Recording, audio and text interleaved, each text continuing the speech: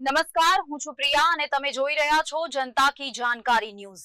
નજર કરીએ આજના સમાચાર। સુરતીઓને હવે ગરમીથી મળશે રાહત। તંત્ર દ્વારા લેવાયા પ્રશંસનીય નિર્ણય। સિગ્નલ પર મંડપની વ્યવસ્થા કરવામાં આવી।